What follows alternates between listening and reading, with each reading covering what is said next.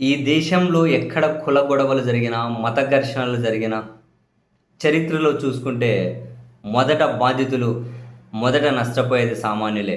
ఏ రాజకీయ పార్టీకి, ఏ వ్యాపారవేత్తకో, ఏ బలిష్ఠుడికి ఎలాంటి నష్టం జరగదు. ఏ హేట్రెడ్‌లో అయినా మొదట బాధితుడు పేదోడే. ముమ్మాటికి పేదోడే. కానీ వాళ్ళు తెలుసుకునేపాటికి కొన్ని పుణ్యకాలాలు గడిచిపోతాయి. అండ్ ఈరోజు ఒక ప్రధాన పత్రికలో గుజరాత్ ఘటన, అది అప్పుడు గుజరాత్‌లో అది జరిగిన అల్లర్లు తెలుసు కదా! ఆ గుజరాత్ అల్లర్లకు సంబంధించి చాలా ఆసక్తికరమైనటువంటి ఇద్దరు వ్యక్తుల గురించి, అప్పుడు సంఘటన జరిగినప్పుడు వాళ్ళేంటి, ఇప్పుడు వాళ్ళేంటి అనే దాని మీద కథనం రాసుకొనొస్తే నిజంగానే చదివాక కళ్ళు చెమర్చాయి. మనకి గుజరాత్ అల్లర్లు అనగానే మనకు కొన్ని విజువల్స్ కనిపిస్తాయి. కొందరు ఆవేశంగా కత్తులు పట్టుకున్నది, మరికొందరు దీనంగా చేతులు దండ పెడుతున్న ఇటువంటి విజువల్స్ కనిపిస్తాయి. ప్రధానంగా ఏ ఇద్దరి గురించి అయితే ఈ ప్రధాన కథనం రాసుకుంటూ పోయారో, ఆ ఇద్దరు ఆ ఇద్దరు ఫోటోలే గుజరాత్ అల్లర్లు అంటే వాళ్ళవే చూపిస్తూ ఉంటారు. అయితే ఈ కథనం చూడండి, చరిత్ర కొన్నిసార్లు గాయాలను మిగిలిస్తుంది, కానీ కాలం ఆ గాయాలను మాయం చేసే మందును కూడా ఇస్తుంది. 2002 గుజరాత్ అల్లర్లు అంటే మనకు గుర్తొచ్చేది ఇద్దరు వ్యక్తులు.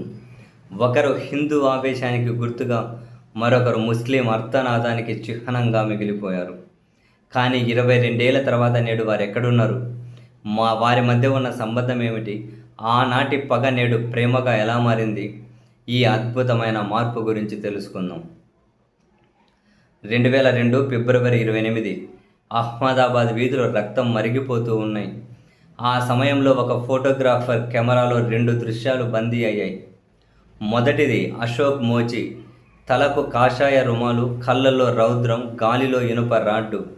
ఆ ఫోటో చూడగానే అల్లర్ల వెనక ఉన్న భీకరమైన ఆవేశం కనిపిస్తుంది. రెండవది కుతుబుద్దీన్ అన్సారీ, 2 చేతులు జోడించి కళ్ళ నిండా భయం, బుగ్గలపై కన్నీటి చారలతో నన్ను చంపకండి అని ప్రాధేయపడుతున్న దృశ్యం. ఈ ఫోటో ప్రపంచవ్యాప్తంగా మైనారిటీల ఆవేదనకు ప్రతిరూపంగా మారింది. అప్పుడు వారిద్దరికీ ఒకరి ముఖం మరొకరికి తెలియదు, కానీ కాలం వీరిని ఒకే చోట చేర్చింది. ఆ ఫోటో వల్ల అశోక్ మోచి జీవితం ఒక్కసారిగా మారిపోయింది. నిజానికి అశోక్ ఒక సాధారణ చెప్పులు కుట్టుకునే వ్యక్తి. ఆ అల్లర్ల తర్వాత అతన్ని ఒక ఉగ్రవాదిగా, హంతకుడిగా ముద్ర వేశారు. కానీ చిత్రం ఏమిటంటే అతనిపై ఒక్క క్రిమినల్ కేసు కూడా నమోదు కాలేదు. ఆ ఫోటో తీసిన సమయంలో అతను కేవలం నిరసన తెలుపుతున్నాడు అని తేలింది. అయితే సమాజం అతన్ని వెలివేసింది. పెళ్లి కాలేదు, సరైన ఇల్లు లేదు, చెప్పులు కుట్టుకుంటూ రోడ్డు పక్కనే బతుకుతున్న అశోక్ మనసులో ఒక బలమైన మార్పు వచ్చింది. మతం పేరుతో మనం ఎందుకు కొట్టుకోవాలి? పేదవాడికి ఆకలి తప్ప మరే మతం ఉంటుంది అని ఆలోచించడం మొదలుపెట్టాడు. ఆ క్షణమే తన పాత రూపాన్ని వదిలేసి శాంతి మార్గాన్ని ఎంచుకున్నాడు. మరోవైపు అన్సారీ జీవితం నరకప్రాయమైంది. అతని ఫోటో పాపులర్ అవ్వడంతో అల్లరి మూకలు అతన్ని వెంటాడే. ప్రాణ భయంతో అతను పశ్చిమ బెంగాల్కు పారిపోయాడు. అక్కడ కూడా ప్రశాంతంగా బ్రతకలేకపోయాడు. చివరికి మళ్ళీ అహ్మదాబాద్కి తిరిగి వచ్చాడు. ఒక టైలర్గా పనిచేస్తూ కుటుంబాన్ని పోషించుకుంటున్న అన్సారీకి హిందువులంటేనే భయం కలిగేది. కానీ ఒకానొక సందర్భంలో అశోక్ మోచి గురించి విన్నప్పుడు అతనిలో కూడా ఒక కొత్త ఆలోచన మొదలైంది. అది 2014వ సంవత్సరం. అప్పటికి అల్లర్లు జరిగి 12 ఏళ్ళు గడిచాయి. కేరళలో జరిగిన ఒక సెమినార్ వీరిద్దరిని ఒకే వేదికపైకి తెచ్చింది.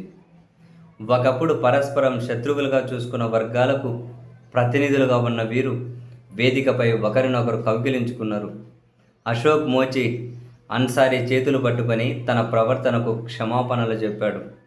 అన్సారీ కూడా పెద్ద మనసుతో అతన్ని క్షమించాడు. ఆ దృశ్యం చూసిన వారందరి కళ్ళు చెమర్చాయి. మేము బాధితులమే, రాజకీయ నాయకుల స్వార్థానికి బలి పశువులైన పేదవాళ్ళమేమో అని అక్కడ చాటి చెప్పారు. నేడు అహ్మదాబాద్లో వీరిద్దరూ పక్కపక్కనే నివాసాలు ఏర్పాటు చేసుకున్నారు. అశోక్ మోచి ఇప్పటికీ చెప్పులు కుట్టుకుంటూనే బ్రతుకుతున్నాడు. కానీ ఇప్పుడు అతను దళితులు, మైనారిటీల హక్కుల కోసం పోరాటం చేస్తూ ఉన్నాడు. అన్సారీ తన టైలరింగ్ షాప్ నడుపుకుంటూ ప్రశాంతంగా ఉన్నాడు. ప్రతి సంవత్సరం అల్లర్ల వార్షికోత్సవం వచ్చినప్పుడు మీడియా వారిని పలకరిస్తుంది. వారు చెప్పే మాట ఒకటే, ద్వేషం ఎవరికీ మేలు చేయదు. మేము ఆనాడు శత్రువులం కాదు, కానీ ఈనాడు మిత్రులమయ్యాం. మా మధ్య ఉన్నది మనిషి అనే అనుబంధమే. అశోక్ మోజీ అన్సారీ కథ మనకు ఒక గొప్ప పాఠాన్ని నేర్పుతుంది. గతాన్ని మార్చలేము, కానీ భవిష్యత్తును ప్రేమతో నిర్మించుకోవచ్చు. మతం అనేది విడదీయడానికి కాదు, అందరినీ ఒకే తాటిపై తెచ్చే మార్గం కావాలి. ఈ ఇద్దరు వ్యక్తులు చూపిన మార్గం సమాజానికి ఎంతో అవసరం, నిజంగా అవసరం. అసలు నువ్వు ఏ హేట్రేడ్ అయినా, ఏ గొడవ అయినా, ఏ ద్వేషమైనా మొదట బలయ్యేది సామాన్యుడు. మనకి ఏమీ అర్థం కాదు, కానీ ఎవరినో ఆవేశంలో కొట్టుకొని పోతూ ఉంటారు.